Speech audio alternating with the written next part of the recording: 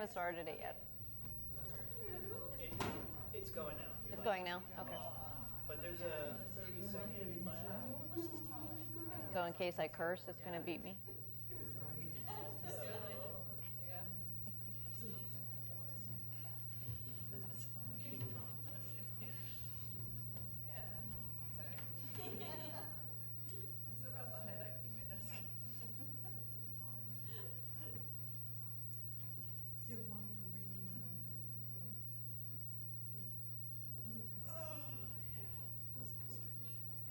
Has it started?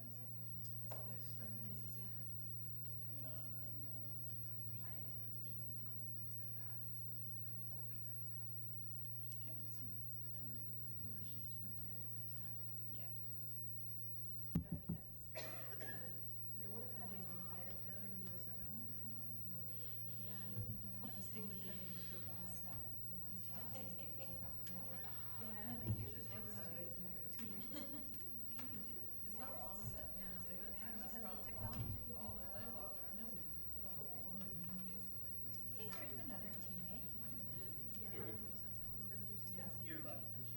Okay. All right. Thank you all for coming. Can you hear me? All right. Good. Hopefully more people stream in as we get going, but I'm going to go ahead and get started. So just a couple notes. I'm going to share out these slides, so you'll get them after the presentation's over. I don't like sharing them beforehand because then all the cute things I have in there will be, you'll read ahead and it'll be boring. And so, yeah. I have to leave early, so I just want to tell you that I'm not leaving because it's so bad I hate it or something. Okay.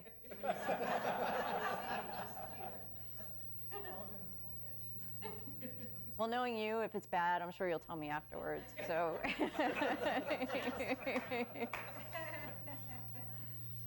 You'll give me good feedback. Okay. And then also, if you need to take a break or bio break, whatever, answer a phone call, just please get up, take care of yourself. That's fine. Okay, so we're here today because it seemed to be there was, with all the new people that we have in the department, and there was some little bit of confusion about the charter and what different sections mean, and then some people wanted some more input on how, some best practices, tips and tricks for starting a project. So I decided to pull out, I did this presentation in a different format for the community of practice, I don't know, 3-4 years ago. But I altered it a little bit to talk about the charter a little bit more, because in that presentation it was to the whole county, so not the whole county uses the same charter we do. So if you saw that presentation, you'll see some of the same slides again, so forgive that. I didn't recreate the wheel. Okay, so when starting with a project, going to work? No. Of course not. Is that one of the funny ones? It was a funny one. All right. That's how I felt like my first few days. Yeah, exactly, right?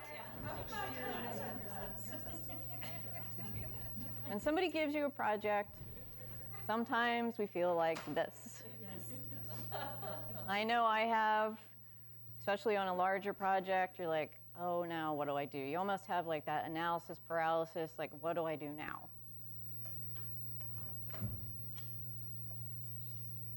So in order to figure out how to get to point A, sometimes we just need to climb that mountain and figure out where's our start, where's our destination.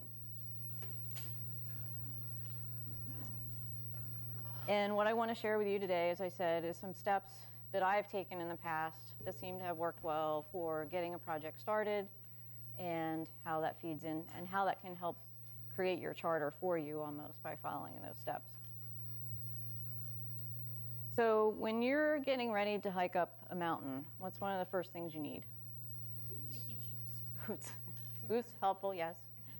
What did you say? Same Hiking shoes, okay. Backpack, all good. Check the weather report. Yes, a map. Very good, thank you.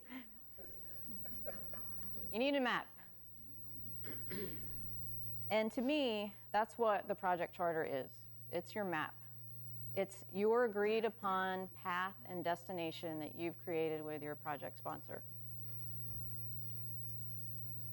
And some other things you might need are a communication plan, roles and responsibilities, your schedule or your WBS, and also a risk analysis. And depending on how big or small your project is, you might not have all those things, but I'm going to touch on those documents as well throughout the presentation a little bit. Okay, so you're going to work on your map. If you're going to do a really technical climb, like up Everest, which, by the way, I never want to do. If you guys watch that, there's a documentary out right now about cleaning up all the trash and stuff that's on Everest. It is eye-opening. First of all, sorry, side note. They showed a picture of all the alcoholic bottles, beer cans. Like, you're climbing in low oxygen environment. Why would you be drinking alcohol? Baffles me. Anyway, so if you're going to do a really technical climb, you haven't done it before, you might want a guide, right? You might want to talk to somebody who knows what they're doing, where they want to go, has been there before. So part of that is meeting with your project sponsor. And this is going to be our roadmap for the day. So this is a high-level diagram, and it shows basically the different steps that I take to get all my documents done. So I meet with the project sponsor. I have an initial kickoff with the project team or the core team. I might have a steering committee meeting if you're going to have a steering committee for the project. And then you present it at demand planning. So this is kind of the roadmap that we're going to follow for today.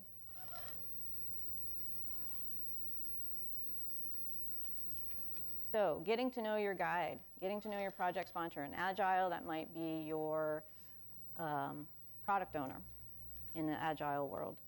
But this is the person who is giving you the authority to do this project. They are going to know what success looks like at the end because they know what they're expecting at the end.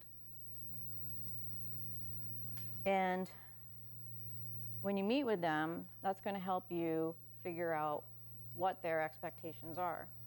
So you have that initial project sponsor meeting. And this is where I recommend you talk about, again, what does success look like for them? Or how will you know that the project's been a success? What are the business objectives? Why are they doing this project? What do they expect out of it? What are the environmental or considerations? If there's any legislative driver for this, that might be something that you want to talk about. What are the risks? What do they think can go wrong? Who is impacted by the stakeholders? Or who is impacted by this project? That defines your stakeholders. What are the schedules and budget expectations, if they have any? Do they expect to only spend a certain amount of money?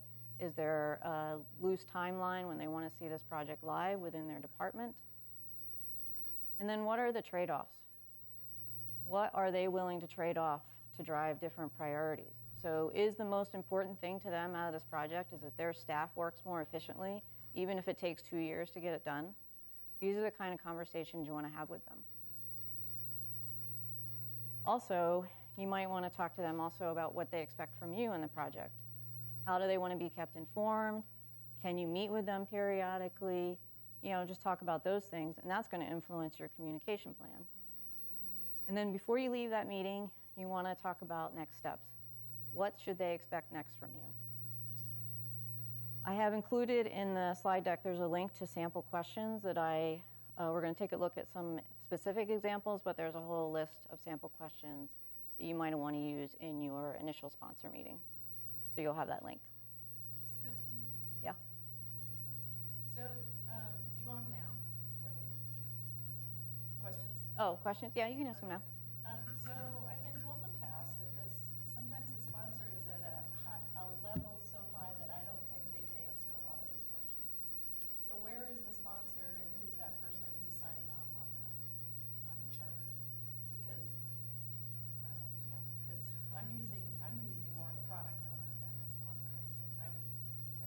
And that's fine. If the product owner could be who you have this conversation with. I would say if you've only been given an executive sponsor to contact, meaning that to me an executive sponsor is the person who's providing the funding and making sure, is saying yes, approving that this work get done. I would ask them and say, who is somebody that I can work with on your team that could, help me in this way, be more closely linked to the project and that I can communicate with like on a bi-weekly basis and can help me kind of drive the answers to some of these questions. So a lot of times it starts at the product owner level, is asking for the work. Mm-hmm. And then, somehow there's a communication up to the higher level that says, yeah, do the work, or here's the priority. And then we never talk to the sponsor aside from knowing that it's a prioritized project. So Well, I think is that- in your case then I would talk to the product owner. Yeah, for the charter. Yeah, for the charter. Do we still identify the sponsor as the person, as a sponsor, or is the sponsor the product owner for approval? To me, I think, at least in my opinion, I think the sponsor and the product owner are the same thing. I think your executive sponsor is the level above that. Does that make sense? Yep. Okay. So, I'm sorry, so like in the case of public works, you just finished, the product owner would have said, budget be damned, keep going. It was the executive sponsor who put the limitations on schedule and budget. So, I think that's kind of the, who is the sponsor? I'm working with the product owner is giving me the business objectives, but the executive sponsor is, holding the reins to the schedule And the budget? and the budget. So, I don't know if the I mean, answer I is would- that you just have to do both. Yeah, I would have said then to your product owner, if they're starting to ask for things that are going to go outside schedule and budget, and I say, well, your executive sponsor has said that this is the limitations, and maybe you need to get both of them in a room and come to an agreement. Yeah. Okay.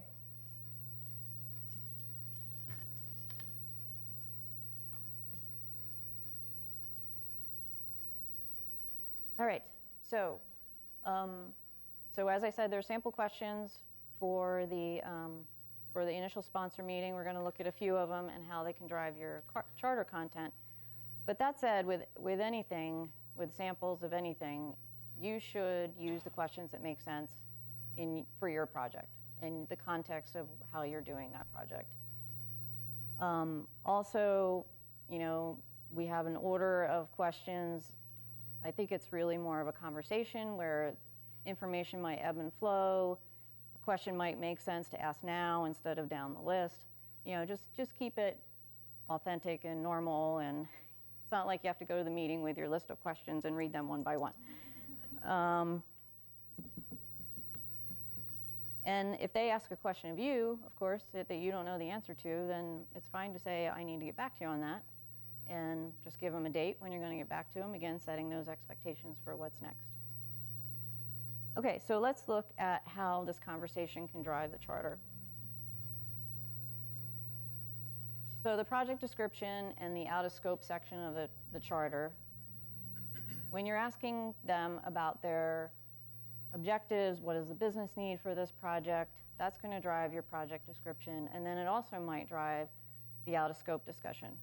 So what are they not expecting, or what are you not willing to commit to at this time, and maybe leave for another phase, depending on what they're asking for. Or it could be that something doesn't seem to quite fit, so you say, hey, do you think we should really do that now, or in a subsequent project?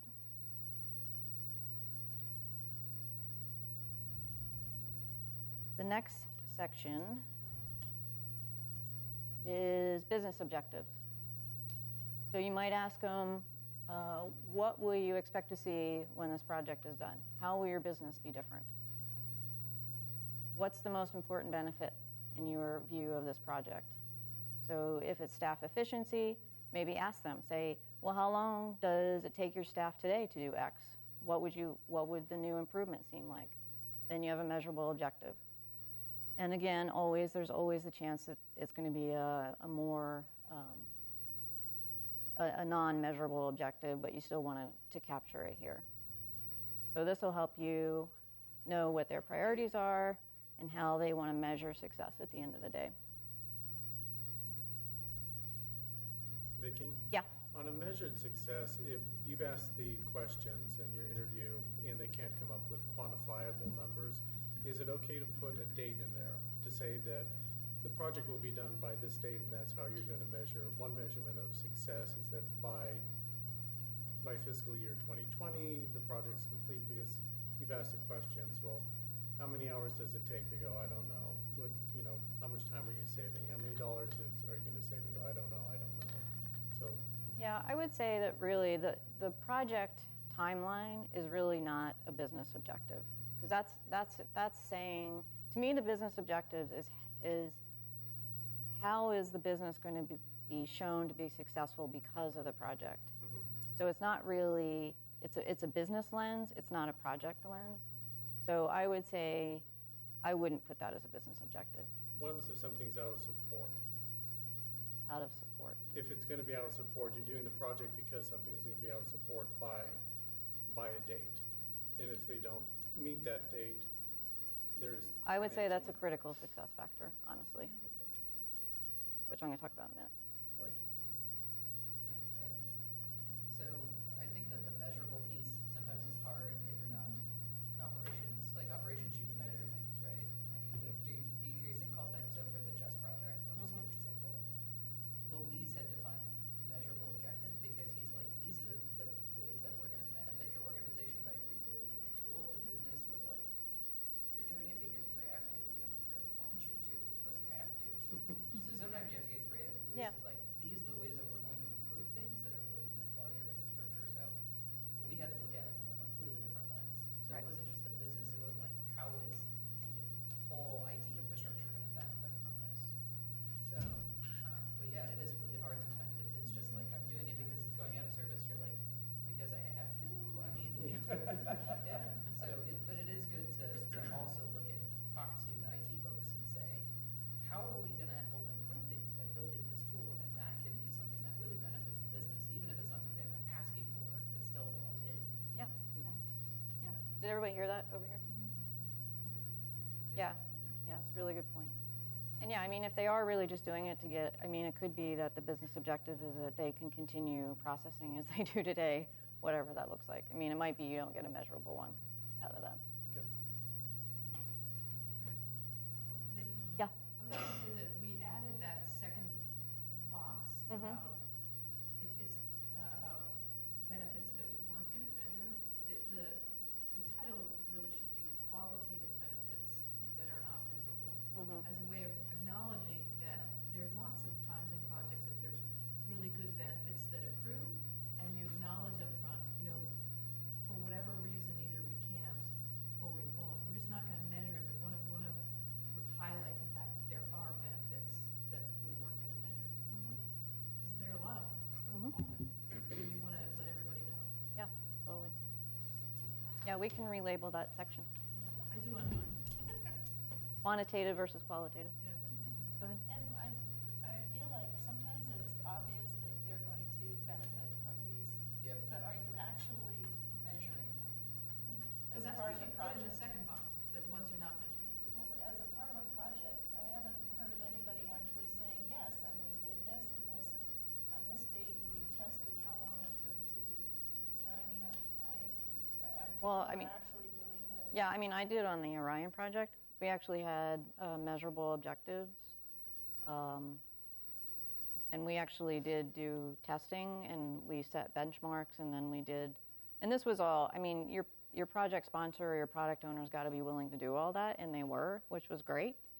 But, if they're not willing to do it, and if you're having a hard time, I would say poke them a couple times and push them a little bit, but, at the end of the day, you don't want to make them mad at you, so, but we did do it. On a project, we create benchmarks, and a year later, every year, we're supposed to come back and test them, and the customer did a year later, and this 2 years later, they didn't, it kind of fell off, but, I was no longer involved. And that's, if they want to do benchmark and they want And I did check in with DART this past year for this past tax roll that just got done, and they are meeting what they wanted to meet. The first year wasn't quite, because there was a lot of issues, and it was the first year they were doing it, so there was a learning curve. There was issues, so they didn't quite meet the benchmark that they wanted to, but this year they got a lot closer. So, I think it depends on your customer and your product owner and your sponsor if they're going to want to do all that. Well, if they truly don't really feel a need to do that particular thing, just put them in that they won't be measured, but their benefits. Yeah. All right. Yeah. It's not always easy to get No, customers to agree to all that. I get it. Yeah. Okay, so key deliverables, critical success factors. So what are some things you can ask? So you can ask, if we had it in place right now, whether it's a new process, new system, what would you see as its main functions and features? So this kind of might get to your minimal viable product, like what do they absolutely need out of this project? And then what does your team need? So what do you need to help us make this project successful? And then if there's certain trade-offs, what kind of decisions should we make around the different kind of drivers again? Staff efficiency versus schedule versus cost. So who can define the difference between a key deliverable and a critical success factor? Anybody want to take a shot at it? Crickets. Brad. Key deliverable is the end result. Critical success factor is what allows you to reach that key deliverable. Okay. I think a key deliverable is more from the solution perspective versus critical success factor would be maybe from the business perspective, what they're able to do and accomplish. Okay. Stacy, do you have your hand? Never mind. Madeline. I would say critical success factor is a factor of something or other without which you cannot succeed. Whereas the deliverable is what you deliver. Okay. You're all basically right. So again, key deliverable is, yes, it's something that the project is going to deliver at the end of the day. It's a tangible deliverable. The critical success factor to me is more, what does this project need, or what does this team need in order to succeed in the project? So it's a little squishy to me if it's the business side, what's the business going to need to be successful? If it's related to the project itself, I would say it's a critical success factor. If it's related to the business ongoing, I would say it's a business objective that we covered in the last slide. All right, so I'm going to test you.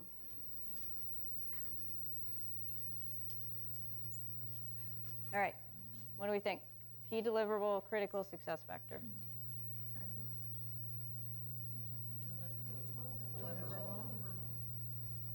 Ding, ding, ding. There we go. What about this one? Success factor. Success factor. Yes, success factor, correct. Key deliverable, critical success factor. Success.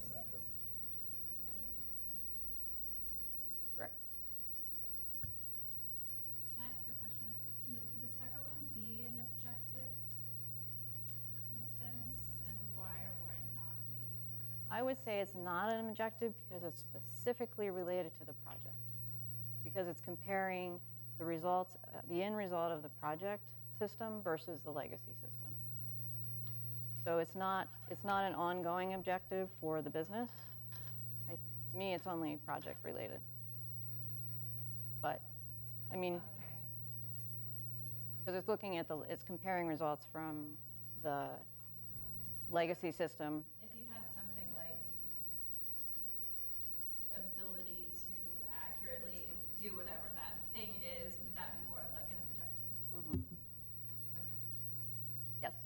So no, the measurement. So what do you think of this one?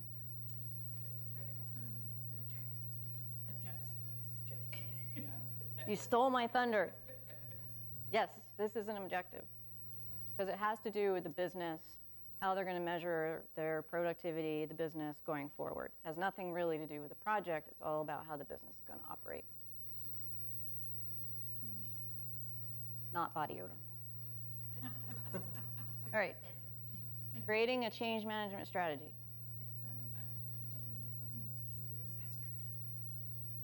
Deliverable, success factor. All right, who thinks it's a deliverable? I think it's both. Yeah, it could be either one depending on the context, it feels like. All right. It's both. I say it's a deliverable because it's a tangible thing. You're going to have a strategy document at the end of the day. So Vicki, could you take that one, create change management strategy, and tell us what would be a factor, what would be a critical success factor about that deliverable? Keep your eyes on the screen. Oh, she's got this all planned. Because each of those key deliverables probably has some underlying Right. factor that will make or break your ability to deliver that. To me, this would be a critical success factor around the change management strategy. So the strategy must account for the customer business process changes. So it's not just providing the strategy, it's the strategy should account for the business process changes in order to be successful. Does that make sense? So, real quick, Uh-huh. if this project was an IT project, would create a change management strategy be a business objective? No, because it's a result of the project. It's a deliverable, it's a document, it's a thing you create. Yes. And a change management strategy is not going to exist outside the project going forward in the business. But you could have a project whose deliverable was to create a change management Yes, strategy. yes, you could, yes, I think that's what Brad's getting at. Yes. But that would be different. right. So what would be a key deliverable for a you could have a project whose deliverable is a program. So in fact, you could set up a project that would create a change management program, Yes, you could, which would include a strategy. yes. I don't think they're seeing anything on the streaming. They're not? Just white light screen on the projector. Can she reach out to Michael Nelson? 'Cause I have no control over it. Sorry. Thank you. Okay, quick reference guide for staff? Deliverable. Very good. Okay, other questions you might ask. What customer group or departments are going to be impacted by this project? Also, who is likely to feel threatened by this project? Another good question to ask. If there's somebody that's going to be disgruntled by the fact that we're doing this project, you might want to have them in the stakeholder group or even in the core team to help that adoption along. So these could all influence who you identify as your key stakeholders in your charter. Next, again, is there any time frame or deadline that's driving this project? That would influence your milestone summary when you're going to deliver the project. Is there anything driving that deadline? And how much wiggle room is there in that deadline? These are all good things to find out from your sponsor. How do you reflect the wiggle room? Hmm? How do you reflect the wiggle room on the estimated dates? Could be part of your critical success factor, saying that they have a range of go live potentially.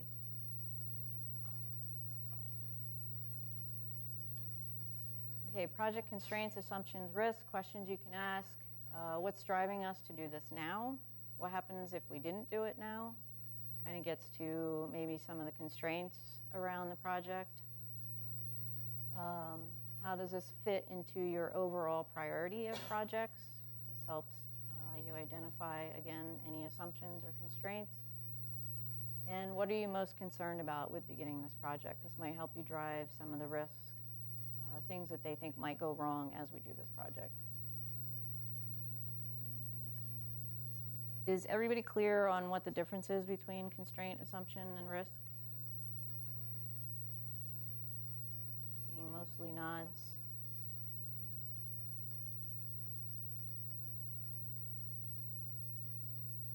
Okay, and the next section is the budget. If your project has a budget, even if they don't have a budget, sometimes the customer has an idea of how much they think that the spend is going to be on this. Definitely you want to know if it's covered by a one-time only fund or there's a grant involved. So you kind of know where your boundaries are as far as the amount of time that you can spend or the amount of money you can spend on a third-party application if that's what the project is.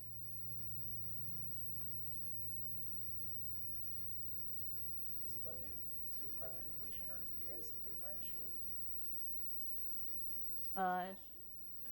You want to know if the budget is till project completion. I would say typically it's supposed to be all-encompassing what we think the whole thing is going to cost. I mean, obviously that changes. Obviously with agile projects, you don't always know that up front. Exactly what I'm asking. Yeah, so I think, but sometimes still even, you know, we've had people be surprised because they asked for a web page change and it cost 42 grand and they were shocked. So it just allows, I think, a conversation in the beginning to say that, you know, we think this is going to be a 300 to 500K project. Is that within what you were thinking? Because if it's not, if they thought it was going to be a 10K project, then maybe there's expectations there that we're thinking it's, you know, bigger than a bread box and they were thinking it was a bread box, and there's some disconnect there. So even if there's not like a real budget, sometimes it's helpful just to know if that's the level of effort that they were expecting. So rather than, if we were doing this in Agile, Mhm. right, rather than creating a project charter per, you could, for example, state that there will be so many iterations and the average cost per iteration is this much, and portray in those terms. Exactly. Okay. And I think that's something that the milestone section can also help. It doesn't have to be milestones per se, but it could be for an agile project. It could be we're doing 2-week sprints. We're going to do, you know, sprint planning before one and a sprint review after, and just kind of lay out how the project's going to go, not necessarily like traditional milestones. And the same thing with this, yeah. Okay. All right. Now you guys get to practice these questions. So pair up. For a project that you're doing today, your partner is going to ask you questions about that project. So you have the knowledge. You are the sponsor for the project that you're working on right now or about to start working on. If you don't know all the answers, you can just make them up. And your partner is going to interview you as if they're going to do the project. And then we're going to switch. Does it make sense? And here are the questions that you can use to cheat off of. So go ahead and pair up in 2s or 3s if you have to, and then we'll have like 5 minutes for.